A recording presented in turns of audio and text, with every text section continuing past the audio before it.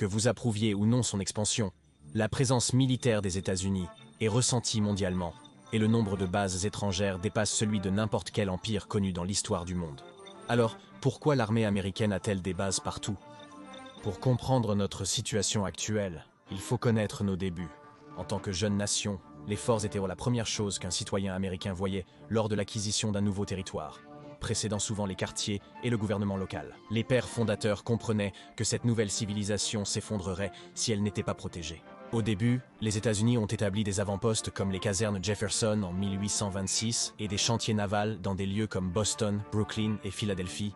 Au XIXe siècle, le territoire américain était si vaste qu'il a commencé à ressembler à une grande confédération de petits pays, incitant le gouvernement à disposer stratégiquement des bases pour assurer la stabilité intérieure dans toutes les régions en développement.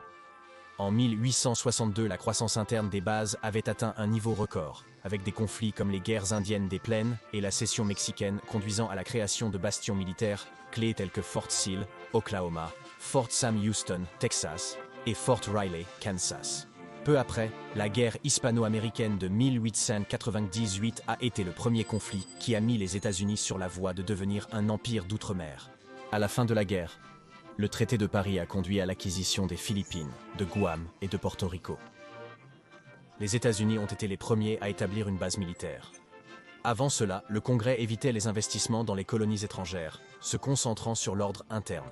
À cause de cela, près de 50% de l'armée de 200 000 hommes des États-Unis était composée d'unités de la garde nationale. Le nombre d'artillerie était faible, et la présence navale était égale ou inférieure à ce qui se trouvait dans des pays comme l'Angleterre, l'Allemagne ou la France. Hypothétiquement, si deux de ces trois pays avaient décidé de cibler la côte Est, les États-Unis auraient eu beaucoup de problèmes. Cela aurait probablement abouti à une autre expérience démocratique infructueuse. Cependant, le conflit croissant avec des généraux espagnols comme le général Valeriano Wheeler a contraint cette superpuissance économique en pleine croissance à construire sa première série permanente de bases à Cuba, Hawaï, Guam et dans la zone du canal de Panama au début du XXe siècle.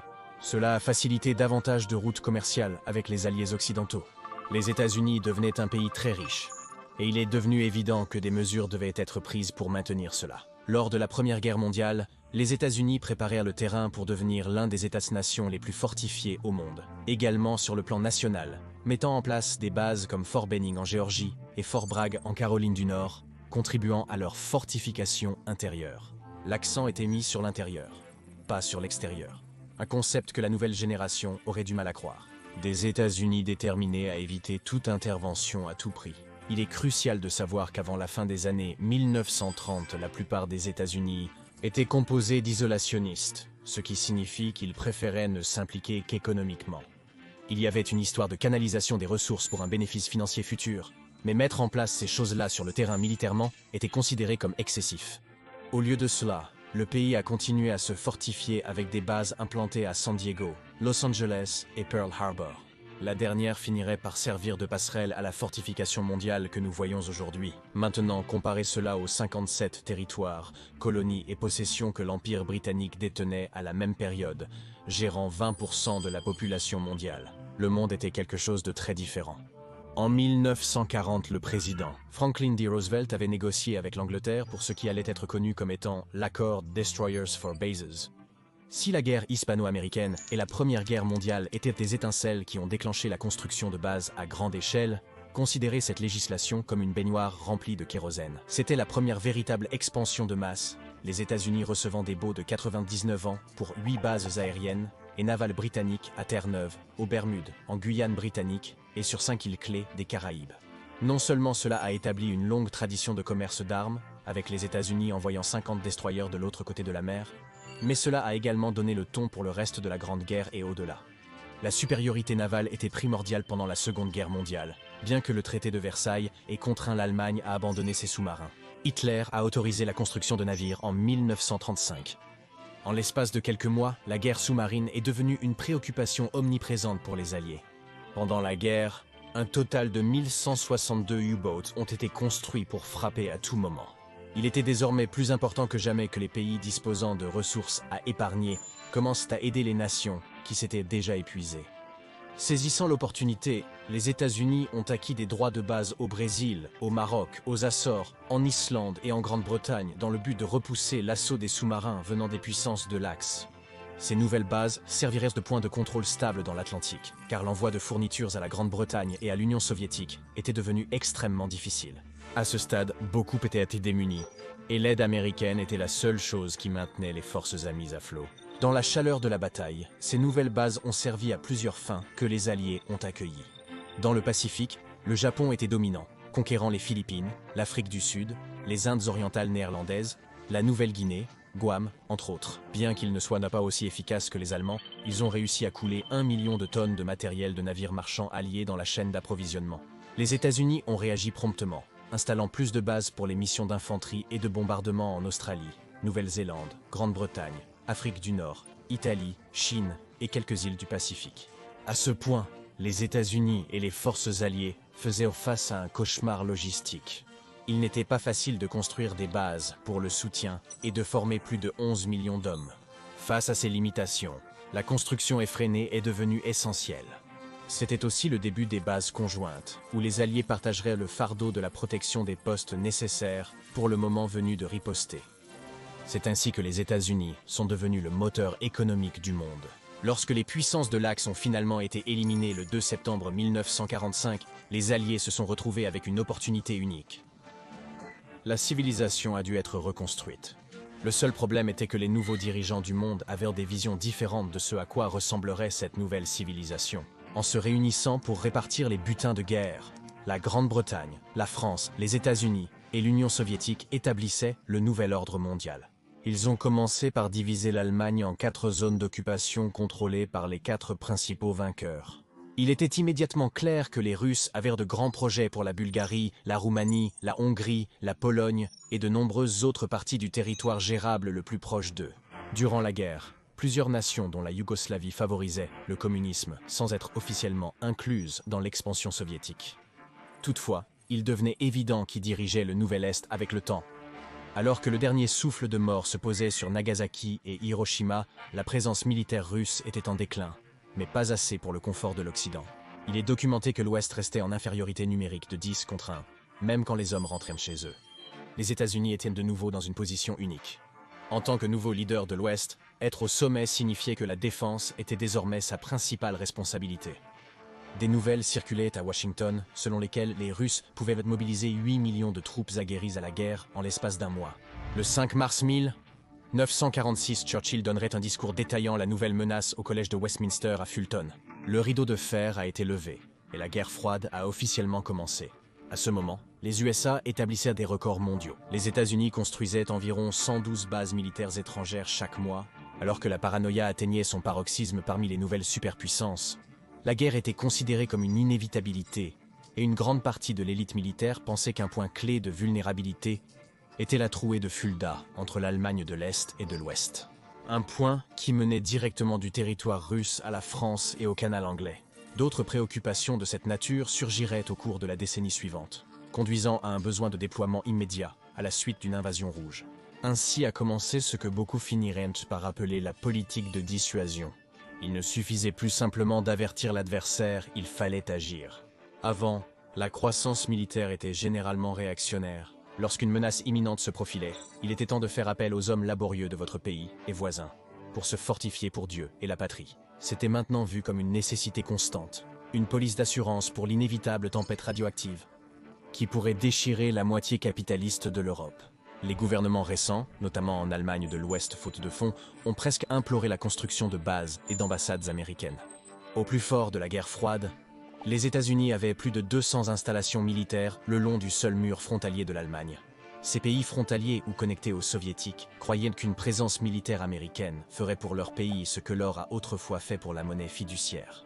Quand les barbares étaient aux portes, ils pouvaient faire appel aux légions pour préserver l'héritage occidental. Le besoin n'était pas différent en Asie de l'Est. Les décennies suivantes ont vu la guerre éclater en Corée et une alliance renforcée avec le Japon. Le commandement aérien stratégique SAC de l'armée de l'air américaine a augmenté le nombre de bases de bombardiers, passant de 19 à 30. L'objectif était alors de sécuriser le maximum de territoire. La plupart croyaient que la guerre pourrait signifier la mort de millions de civils, et peut-être l'Armageddon total. Des bases ont été établies au Groenland, en Libye, en Angleterre, en Espagne, au Maroc, en Corée et en France. Cela dit, alors que les Soviétiques amélioraient leur défense antimissiles, beaucoup de ces zones de lancement sont devenues obsolètes. En 1965, le nombre de bases avait explosé à cause de la guerre du Vietnam, conduisant à des projets majeurs à Okinawa, Guam et Luzon. Cette activité serait finalement appelée la stratégie de l'empire des bases. En approchant du XX et XIe siècle, l'intérêt américano-britannique pour le pétrole était à son apogée. Ils ignoraient qu'une opportunité allait apparemment surgir. Le 2 août 1990, l'Irak a envahi le Koweït. Il devait être un gros montant à leurs voisins, le pétrole koweïtien étant vu comme le prix suprême. Cette invasion a déclenché une vague d'installations militaires le long du golfe Persique, soutenue par une coalition de 42 autres pays. L'accroissement des bases s'est avéré essentiel lors d'opérations telles que Bouclier du désert et Tempête du désert. C'est ici que l'apogée de la construction de bases a été atteint. Mais la fin de la guerre froide dans les années 1990 soulève beaucoup la question de la nécessité de l'implication des États-Unis. Il était clair quel pays était devenu le prochain empire, et l'appel mondial au démantèlement des installations militaires était à son apogée. À ce stade, l'opinion générale était que le géant mondial dépassait les limites de son accueil. Toutefois, si certaines suppressions de bases, comme la base aérienne de Clark aux Philippines ou Baie de Subic, étaient simples, d'autres comme Okinawa s'avéreraient difficiles. Il est devenu clair que l'âge d'or de la construction de bases américaines approchait. La question était de savoir combien devait être resté, car certains emplacements servaient et continuent de servir à la sécurité des routes commerciales. Aujourd'hui, les États-Unis ont plus que réduit de moitié leur nombre d'installations militaires, le ramenant d'environ 1600 à 750 en 2022 du moins, selon les registres. Avec l'accroissement de la demande de suppression de bases, leur nombre pourrait encore baisser. Il y a un nombre assez important d'installations militaires américaines abandonnées, qui sont devenues sujets de discussion sur toute la toile. Quelques exemples incluent les forts de Moncel construits à Thames et Marseille pour protéger le Royaume-Uni pendant la Seconde Guerre mondiale, l'atoll de Kalama construit pour stocker des armes chimiques, et la baie de Suisun en Californie abritant ce qui a été surnommé la flotte des navires fantômes. L'abandon de ces bases a conduit à une variété de développements, et beaucoup d'entre eux ont été moins que positifs. De la flotte des navires fantômes contaminant l'eau aux fuites de déchets au Groenland, l'exode a souvent été problématique pour l'environnement. En outre, certaines bases abandonnées ont servi de décharge. Aussi, il y a des cas où des bases abandonnées sont transférées à des entités hostiles comme les talibans, lorsque les Américains ont retiré leurs forces en ce fatidique juillet 2021. En vérité, des bases ont été cédées ou détruites depuis les années 1950, mais il est difficile de déterminer en quoi cela fait une grande différence, étant donné qu'ils ont commencé à en construire beaucoup plus ces dernières années. Certains sont rapides à établir un parallèle entre l'Empire britannique et la prolifération des bases américaines, expliquant que certains de ces territoires sont essentiellement des possessions britanniques avec une étiquette différente. On croit que les deux nations se sont passé le flambeau à la fin de la Seconde Guerre mondiale. Il est important de souligner que la Grande-Bretagne a encore 145 bases réparties dans 42 pays. La Chine en possède beaucoup, principalement dans des zones d'annexion agressive, et la Russie en a 21 notables. Nombreuses sont dans les territoires balkaniques et slaves. C'est une manière intéressante de présenter la dynamique, mais la situation semble être un peu plus grise. Malgré une apparente réduction du nombre de bases, le nombre de pays hébergeant des bases américaines a doublé, passant de 40 à 80 en 3 décennies. Cela indique que la construction de bases est plus organisée, nécessitant moins de bases pour atteindre les mêmes buts. Ou peut-être que les choses n'étaient quand même pas aussi organisées que nous le pensions auparavant. Lorsqu'on pense au nombre futur de bases aux États-Unis, il y a 3 facteurs principaux qui joueront inévitablement un rôle clé: l'opinion publique, la sécurité économique et la transparence gouvernementale. À l'heure actuelle, le réalisme défensif semble être la tendance privilégiée dans l'esprit américain. Le coût de la vie continue d'augmenter et le Congrès commence à hésiter à accorder autant d'aide aux lieux en conflit. On constate une augmentation des rapports provenant des zones densément peuplées concernant un manque de santé et de sécurité. Si le peuple américain a de plus grands intérêts intérieurs, il est possible que le vent tourne dans l'autre sens. Peut-être commencerons-nous à voir davantage de développement de bases dans les États pour faire face à la montée des troubles publics, comme au début du XXe siècle. Le leadership et les objectifs du parti joueraient inévitablement un rôle. Ceci dit, on parle d'argent. La finance jouera toujours un rôle sur la scène mondiale. Depuis la décision de Nixon d'abandonner l'étalon or, le dollar américain est devenu une monnaie par défaut discutable pour le reste du monde. Maintenant appelé le mouvement de dédollarisation, cette rétorsion envers les États-Unis a eu sa part de défis. Pour ceux qui ne sont pas familiers avec, les voies commerciales outre-mer peuvent paraître insignifiantes, mais certaines pourraient totalement paralyser l'économie américaine si elles sont bloquées. Un exemple de cela serait Djibouti, un pays situé en face du Yémen séparé par le détroit de Bab al-Mandab. Ce passage large de 28 km est le seul moyen de passer de la mer Rouge au golfe d'Aden et un second vers le canal de Suez pour le transport de ressources précieuses, spécifiquement le pétrole. Si cette route était supprimée, une énorme quantité de richesses serait perdue. Pour cette raison, c'est un point chaud pour les bases appartenant aux deux côtés du passage, y compris les États-Unis, l'Italie, la Chine, la France et le Japon. Les États-Unis n'abandonneront jamais leur base à la capitale ou tout autre lieu rentable. Cela nous conduit à la question de la transparence. La vérité est que nous ne saurons probablement jamais combien de bases existent exactement. Le XXIe siècle a montré une réticence du gouvernement américain à partager des informations. Même soumis à un audit, ils trouvent des moyens pour satisfaire l'enquête publique sans réponse claire. Beaucoup de citoyens se sentent laissés dans l'ignorance concernant les opérations à l'étranger, à part quelques fuites. Récemment, le Pentagone a partagé le nombre de bases étrangères actives en utilisant la base de données de l'auteur David Vigne. Cela signifie soit que le gouvernement ne peut pas suivre le nombre de bases établies à travers le monde, soit qu'ils utilisent ces registres afin de se sauver la peine de supprimer les bases de leur propre dossier personnel.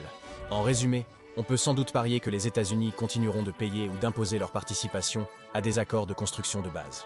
Si la diplomatie continue d'échouer, une présence militaire semble être le meilleur pari du pays pour maintenir l'ordre. La construction devrait probablement augmenter à la fois localement et à l'étranger, pour gérer la population dans le pays et à l'extérieur.